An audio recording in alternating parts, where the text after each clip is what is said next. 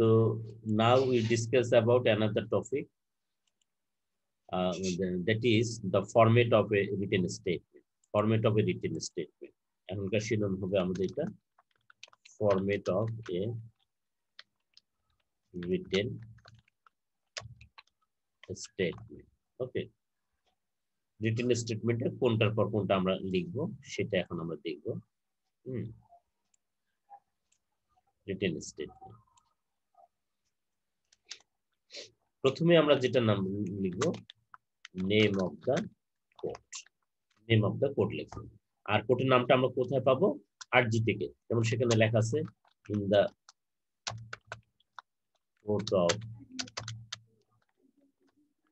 Senior assistant জাজ, then this would be the name of the court. Senior assistant judge Savar. তাহলে the name which has been written on the plain, that would be the name of the written statement. Written statement প্রথমে আমরা পৃষ্ঠাটা নেব, নিয়ে margin দেব, নিয়ে মার্জিনের একদম আপার পার্টের যে মার্জিনটা তার নিচেই প্রথম যে বাক্যটা আমরা লিখব, that is the name of the court which has been written on the plain. প্লেনটে যেরকম লেখা আছে ঠিক সেইভাবে একইভাবে আদালতের নামটা লিখতে। যেমন আমাদের আব্দুল বলছিল যে স্যার এটা তো পিকুনিয়ারি জুডিশন ভুল করার কারণে ভিন্ন আদালতে যেতে পারে, অথবা আঞ্চলিক এখতিয়ারের ভুল হওয়ার কারণে তার এই মামলাটা এই আদালতে সাভারে না হয়ে হয়তো কেরানীগঞ্জে হওয়া উচিত ছিল।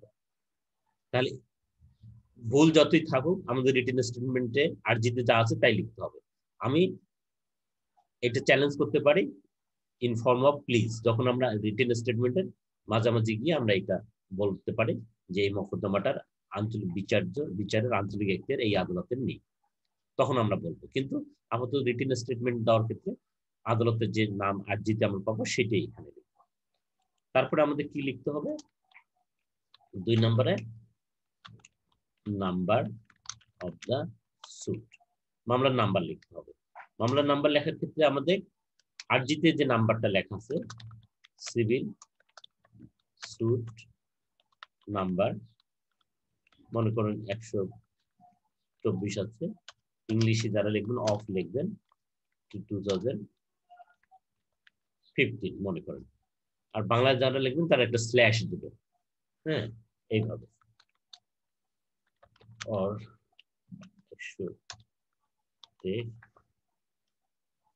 2020 like this.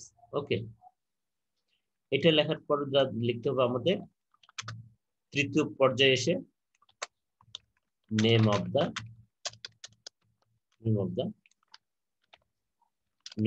Party. Name of the party ক্ষেত্রে কিভাবে লিখবো আমরা? প্লেনটিভ ভার্সেস ডিফেন্ডেন্ট, এইভাবে লিখবো আমরা কামাল এন্ড অ্যানাদার, মানে দুইজন বাদী, তখন আমরা অ্যানাদার লিখবো।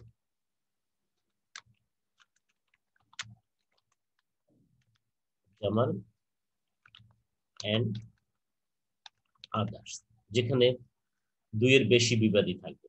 বাংলায় লিখলে গং লিখতে হবে, জামাল গং, এভাবে। তাহলে এখানে আর ঠিকানা আমাদের কিছু দেওয়ার দরকার নেই, ঠিকানা দেওয়ার আমাদের দরকার নেই, শুধু একটু লিখলে চলবে। তাহলে 4 নম্বরে আমরা যে জিনিসটা লিখবো সেটা হলো যে the defendant who has filed the written statement indicating their number, যে whose written statement or on whose behalf the written statement is filed, on whose behalf the W is filed, কার পক্ষে রিটেন স্টেটমেন্ট দায়ের করা হলো। যেমন ধরো the number of defendants is 20, তাহলে only 10 to 15 numbers is contesting, they may contest the suit, তাহলে লিখতে হবে written statement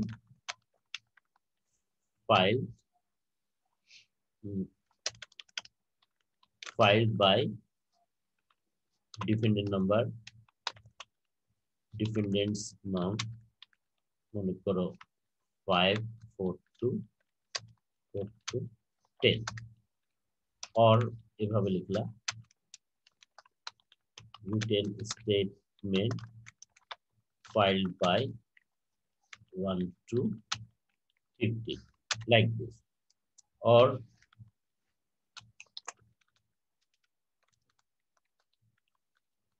written statement filed by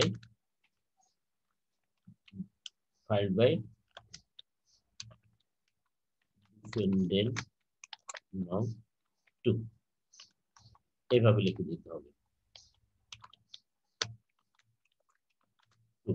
এইভাবে। আশা করি বুঝাতে পেরেছি। এখন আমি এটা মুছে দিচ্ছি। এইগুলো আমাদের ফরম্যাট আরো আছে, আমরা নিচের দিকে যাচ্ছি। এখন 5 নম্বরে আমাদের কি লিখতে হবে? 5 নম্বরে যেটা আমাদের করতে হবে,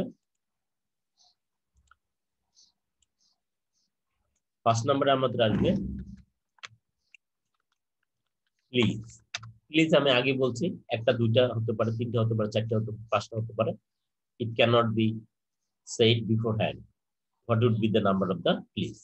Okay, প্লিজ লিখতে হবে। তারপরে আমাদের 6 নম্বরে লিখতে হবে deny of the facts of the plaint. প্লেন্টের যে ঘটনাগুলো আছে সেগুলো আমাকে দফাওয়ারি প্যারাওয়াইজ ডিনাইল দিতে হবে, তারপরে 7 নম্বরে আমাদের লিখতে হবে কি অ্যাকচুয়াল ফ্যাক্টস। বিবেদের নিজের পজিটিভ কেসটা লিখতে হবে। 8 নম্বরে ভেরিফিকেশন দিতে হবে। 9 নম্বরে আমাকে সিগনেচার দিতে হবে, তাহলে দিস আর দ্য মানে chronology or format we have to follow during the time of writing a written statement. তাহলে written statement লেখার সময় যদি আমি এই সিকোয়েন্সটা ফলো করি, তাহলে throughout my life we may have draw a good written statement. তাহলে এই যে as a student হিসেবে তুমি এই ফরম্যাটটা শিখলা, এটা throughout your life you can use it. You can get a happily drafted written statement by following the sequence what I have shown you. ওকে, এই যে আমি যেটা দেখালাম, এইটা তুমি সারা জীবন মনে রাখলে, সেটা তোমার এক্সাম হোক আর তোমার প্র্যাকটিক্যাল লাইফ হোক, wherever you may be, you just follow this sequence for drafting a written statement.